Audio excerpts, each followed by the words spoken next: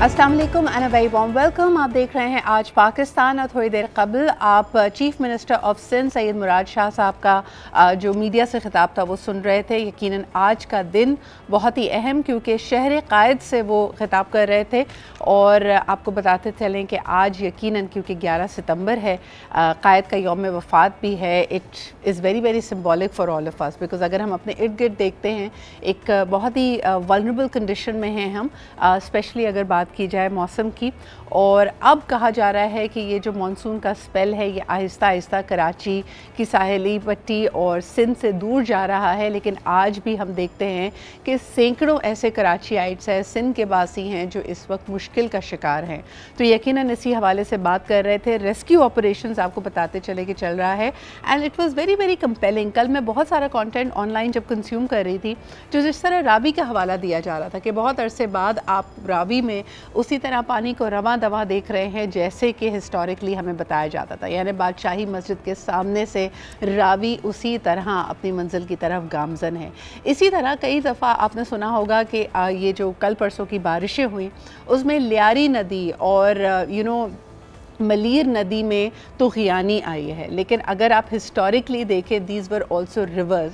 तो जिस तरह हमेशा कहा जाता है कि 100 साल भी गुजर जाए पानी अपना रास्ता नहीं भूलता, हम ये तूफ़ानी देख रहे हैं। और यकीनन ये हमारे लिए भी एक वार्निंग साइन है, एक वेकअप कॉल है, क्योंकि जो तजावुज़ात हैं इन नदी नालों, इन drainage, and these are the natural drains of this city. आप सोचें कि अगर हमने इसका ख्याल रखा होता तो क्या कराची की खूबसूरती होती कि you would have these beautiful river like water bodies जो कि चैनल्स की तरह इसमें से जा रही हों। इसमें हमने गंद डाल डाल के अनट्रीटेड वाटर को हम जिस तरह गंदगी मचाते हैं, we have turn them into these really disgusting rain drains, जबकि ये असल में एक नदी या एक रिवर का ही दर्जा रखते हैं। लेकिन बहरहाल जी आपको बताते चले कि जो तजावुज़ात है इसके करीब बसने वाली जो बस्तियाँ हैं, जो नेबरहुड्स हैं, वो अभी भी पानी के दबाव का शिकार हैं। लोगों के घरों में पानी आया हुआ है। लेकिन कल तक की अपडेट्स हम देख रहे थे कि जो पाकिस्तान के कराची के लो लाइंग एरियाज़ हैं वहाँ से काफ़ी हद तक पानी निकाल लिया गया है। आज भी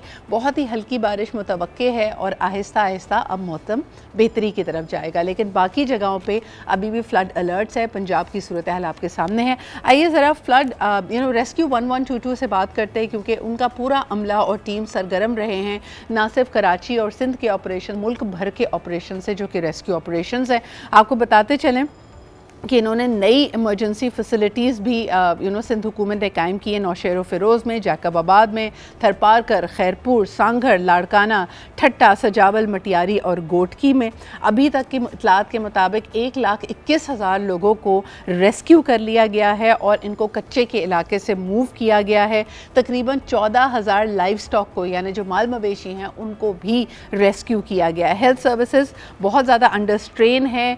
वबाओं का फूटने का एक थ्रेट हमारे सामने है। तकरीबन 155 मोबाइल और फिक्स्ड मेडिकल कैंप्स भी ऑपरेट कर रहे हैं, जिसने फिल वक्त तक तकरीबन 33,000 लोगों को ट्रीट किया है। हमारे साथ मौजूद हैं जनाब लुताफ़ अली मंगरियो साहब, जो कि डायरेक्टर ऑपरेशंस हैं सिंध इंटीग्रेटेड इमरजेंसी और हेल्थ सर्विसेज के, दैट इज़ द 1122। आइए उनसे ताज़ा तरीन अपडेट जानते हैं। अस्सलाम वालेकुम लुताफ़ साहब, बहुत बहुत शुक्रिया वक्त निकालने के लिए।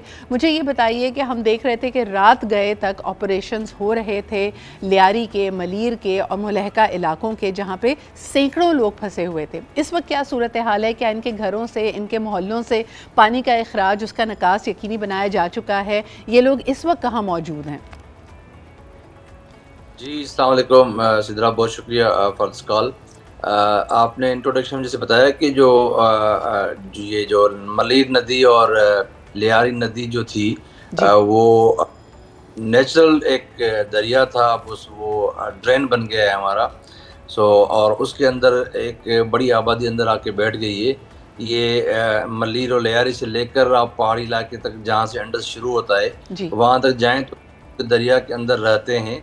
और ये अब एक जो नेचुरल वे है पानी के निकलने का, 2, 4, 5 साल, 8 साल तक अगर पानी वहाँ से उस मकदार में नहीं गुजरता तो लोग अंदर बैठ जाते हैं, अपने घर बना देते हैं, अपनी बाड़ी करते हैं या अपना और कारोबार भी करना शुरू कर देते हैं। लेकिन कुदरत का अपना एक सिस्टम है, वो कुछ सालों के बाद उसको फिर पूरे का पूरा उनको वहाँ से उठाने में मजबूर कर देते हैं।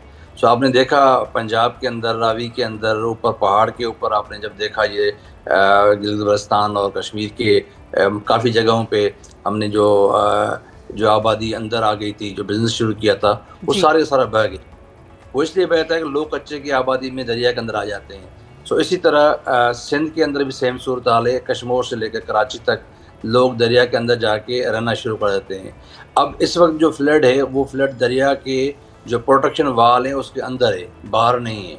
अब उसको हम फ्लड नहीं कहते हैं, अगर उस ज़बान में बात करें कि ये दरिया के 3 प्रोटेक्शन होते हैं, फर्स्ट प्रोटेक्शन वाल, सेकंड प्रोटेक्शन वाल, थर्ड प्रोटेक्शन वाल। ये सेकंड प्रोटेक्शन और थर्ड प्रोटेक्शन के बीच वाली आबादी जो है वो अभी हिट हुई है। दरिया उससे बाहर पानी नहीं गया आम आबादी के अंदर। सो ये जो आबादी, कच्चे वाली आबादी जिसको कहें हैं, दरिया के अंदर जो लोग बैठे थे, वो कराची के मली नदी में हो या लियारी में हो या कश्मीर से ठट्ठा तक जो कच्चे का इलाका हम कहते हैं, जो दरिया के अंदर वाला इलाका होता है, लास्ट प्रोटेक्शन वाल से अंदर वाला, तो उसके अंदर लोग वो इफ़ेक्ट हुए हैं। और उसके इफ़ेक्ट होने से नुकसान ये हुआ है कि वहाँ की आबादी, वहाँ का बिज़नेस, वहाँ की एग्रीकल्चर लैंड, वो सारा उसमें उस पर इम्पेक्ट आया है और वो आबादी बाहर निकल के आई है। अब इस देखें तो कश्मीर से लेकर ठट्ठा तक 2 एक्सट्रीम हैं। कश्मीर के लोग कच्चे वाले कह रहे हैं कि पानी कम हो और ठट्ठा वाले कह रहे हैं कि पानी हमारे पास और ज़्यादा है, क्योंकि उनका पानी वहाँ पहुँचता नहीं था, अब उनका पानी पहुँचा है तो लाइफ आ गई। तो ये दोनों एक्सट्रीम है। उधर से लोग परेशान है, जैसे नीचे से बदीन और ठट्ठा में लोग खुश हैं कि पानी आ गया है इनके पास। इन दोनों आबादियों के बीच में जो हुकूमत सिंध ने, ख़ास तौर पे महकमा सेहत ने, जो हमारा कंपोनेंट है एम्बुलेंस सर्विस 112 रेस्क्यू, सो उसमें हमने ये किया है कि हमने इस कच्चे के पूरे इलाके के साथ हमने मेडिकल कैंप लगाए हैं। आपने जैसे इंट्रोडक्शन, आज तक तकरीबन कोई 1.5-2 लाख लोगों को हमने इस वक्त तक फर्स्ट एड मेडिकल जो इमरजेंसी है वो दी है। लताफ़ साहब, मुझे ये भी ज़रा वाज़ेह कीजिएगा कि जैसे आपने ख़ुद इशारा किया कि जो उसका नेचुरल एक बहाव है, दरिया ने उससे तजावुज़ नहीं किया है। ये लोग हैं, ये आबादी के तजावुज़ात हैं जो अगर साल से ये दरिया सूखने लगा था, ये नदियाँ सूखने लगी थी, तो इसके इलाके पे इंक्रोचमेंट्स हुई हुई हैं। मुझे ये बताइए कि गुज़िश्ता 16-17 साल से we have had the same administration in Sindh, क्या इसके बारे में कोई लार्जर प्लान है? और आज जैसे हम बीमारी में भी कहते हैं ना, prevention is better than cure. दुनिया के जो सिविलाइज्ड ममालिक होते हैं, दरिया का अगर एक बहाव का एक रास्ता बना हुआ है, 100 साल तक वहाँ पे किसी भी चीज़ की किसी तरह की डेवलपमेंट की इजाज़त नहीं दी जाती, नोइंग के दरिया अपना रास्ता नहीं भूलता। आज जिस कलामिटी से हम गुजर रहे हैं, आपने जैसे इशारा किया, लोग तो सिर्फ पानी उतरने का इंतज़ार कर रहे हैं, फिर दोबारा वही लियारी और वही मलीर के जो इन इलाकों में रहने वाले, बसने वाले लोग हैं, दिल कम बैक एंड दिल स्टे देयर। क्या हुकूमत में ये अदराक, ये अंडरस्टैंडिंग, ये कोई इस तरह की ओरिएंटेशन है कि अब इसकी असर नौ से तामीर हो, इन इंक्रोचमेंट्स पे वापस लोग ना आएँ? कोई ऐसी सेंस आपको नज़र आ रही है, कोई ऐसा डायरेक्शन, कोई ऐसा विजन? सीधा पर्सनली स्पीकिंग मैं सिर्फ ये कमेंट कर सकता हूँ कि कोई भी पॉलिटिकल गवर्नमेंट हो, जितनी हमने अपनी पिछले 90 से लेकर अभी तक देख रहे हैं, तकरीबन 35 साल हमने ये सारी हुकूमत देखी हैं, और सब हुकूमत ने एक काम जो है ना वो नहीं किया। और डिस्कशन हर जगह पर हुई है, चाहे वो ब्यूरोक्रेसी हो, पॉलिटिकल सेटअप हो, या मीडिया हो, या बाहर हो। हम सब लोग डिस्कस करते हैं कि ये नहीं होना चाहिए, नहीं होना चाहिए, नहीं होना चाहिए। और होता क्या है, वो लोग कर रहे होते हैं। 8, 10, 5 साल के बाद जब इस तरह का फ्लड आता है, अगेन हम डिस्कशन स्टार्ट करते हैं, प्लानिंग नहीं करते। डिस्कशन की हद तक हर जगह पे हो रहा है। एक्चुअल उसको रोकथाम के लिए इस वक्त तक अमली काम पिछले 30-35 सालों में हमने नहीं देखा। वो बढ़ते जा रहे हैं, कभी भी रुक नहीं रहे हैं। उससे नुकसान क्या हो रहा है? नुकसान ये रहा है, हमारा इकोसिस्टम डिस्टर्ब हो रहा है। हमारा दरिया, अंदर वो सारा इकोसिस्टम जो है ना, जो एक नेचर ने बनाया हुआ है, वो पूरा डिस्टर्ब हो रहा है। बिल्कुल सही। मुझे ये बताइएगा कि कराची शहर के हवाले से क्या सूरत हाल है? इस वक्त कितने लोग मुश्किल में हैं, कितने लोग डिस्प्लेस हुए हैं? आपके पास कुछ अगर नंबर्स हों। जी सर, कराची में जो कल रात और कल दोपहर के जो पानी आया था, कुछ नालों से पानी घरों की तरफ बह गया था, जो कॉलोनीज थी, उसमें कोई जानी नुकसान इतना बड़ा नहीं हुआ, लेकिन माली नुकसान ज़रूर हुआ है।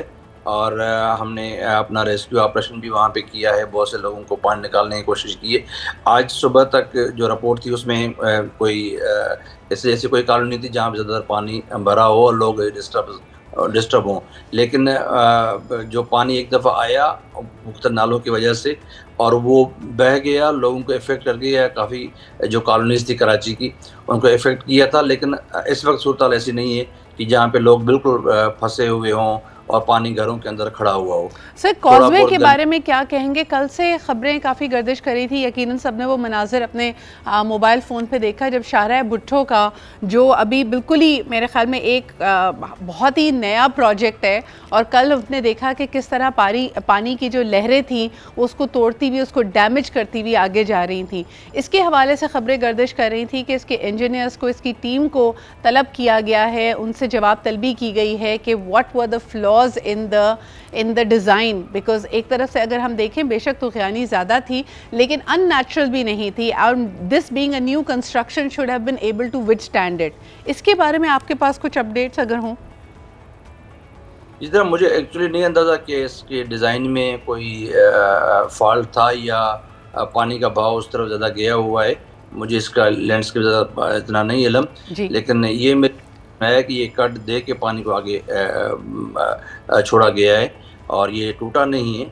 ये मेरी इतलात हैं मुझे जो मसूल हुई हैं, लेकिन मुझे एक्चुअली नहीं पता कि इसका डिज़ाइन में फॉल्ट था या क्या नहीं था। I cannot comment on it. Okay, you are absolutely right. मुझे ये बताइए, आखिरी सवाल आपसे करना चाहूँगी कि इस वक्त जो सूरत हाल है मौसम की, शदीद बारिशों के बाद अब एक डिज़ीज़ के हवाले से अगर देखा जाए, इस वक्त भी शहर में बहुत ज़्यादा वायरल फीवर्स और वायरल कंजेशन लोगों को हुआ है।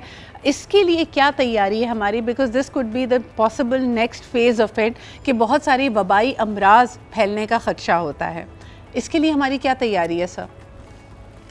जी सिद्रा, इस वक्त जो वबाई फैलने का एक होता है ना कि आपको एक बड़ा थ्रेट होता है, इतना बड़ा थ्रेट लेकिन एक नॉर्मल थ्रेट है जहाँ पे पानी रुका है और काफ़ी देर तक रुका है, या वो लोग जो कचरे के इंटीरियर में बाहर आ गए हैं प्रोटेक्शन वॉल के ऊपर, वहाँ पे जो लोग जगह पे बैठ गए हैं, वहाँ दोनों जगहों पे, शहर के अंदर और बराड़ी के अंदर, ये जो नॉर्मल जो इन्फेक्शन डिजीज़ है उसके फैलने का ख़दशा है। और रिपोर्ट भी हो रहा है कई जगहों से कि अभी कराची में ये अपना जो नॉर्मल जो वायरल्स हैं वो भी कॉमन होते जा रहे हैं। ये बर्डन आएगा और अगर ये बारिशें आज रुकने का इम्कान है, आज रुक जाएंगे इंशाल्लाह, बादल सारे टल जाएंगे।